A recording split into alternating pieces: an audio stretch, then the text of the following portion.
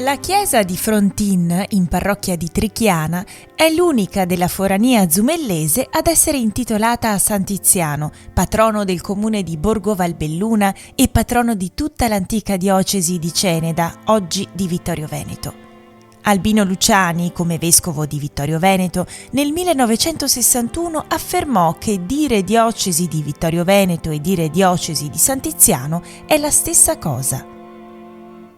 La chiesa di Frontin, collocata in un crocicchio, si presenta con un curato sagrato caratterizzato da 2 pilastri e delimitato da un muretto. La sua facciata è ingentilita da un grande timpano.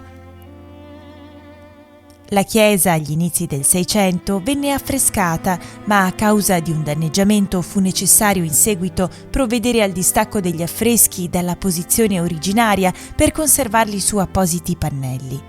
Ancora un unicum per questo edificio sacro, dal momento che è la sola chiesa della forania zumellese a conservare un intero ciclo dedicato alla vita e ai miracoli di San Tiziano. Il frescante sceglie di narrare in 7 riquadri alcuni episodi che solitamente venivano tralasciati da altri artisti: la consacrazione episcopale di San Tiziano, avvenuta ad Oderzo, l'elemosina di San Tiziano, il santo anima il clero cenedese, insegna a pregare e ad amare, il transito di San Tiziano dove spuntano soldati con spade e alabarde e infine il corpo del santo risale in Livenza controcorrente fino a giungere a Ceneda dove venne deposto.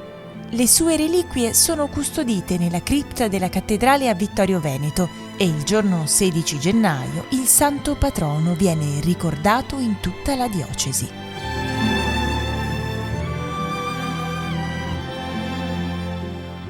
La chiesetta frazionale di Morgan, in parrocchia di Trichiana e in comune di Borgo Valbelluna, è intitolata a San Martino, il santo di cui porta il nome anche il castello vescovile della diocesi di Vittorio Veneto.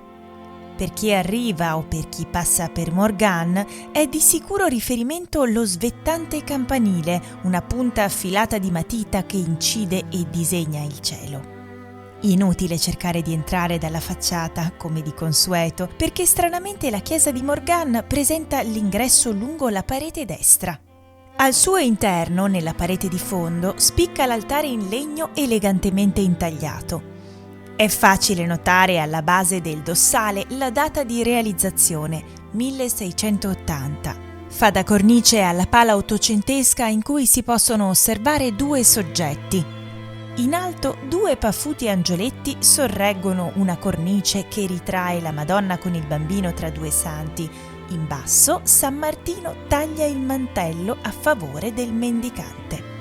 Il cavallo, bardato elegantemente, sostiene il santo vestito con corazza ed elmo e dotato di lunga spada.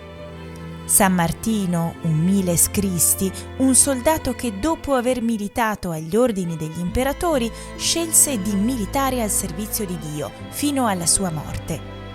Qui è ritratto nel gesto di dividere il suo mantello di soldato con il mendicante, vestito di stracci, sorretto da 2 stampelle che accentuano la debolezza del povero e la generosità del santo.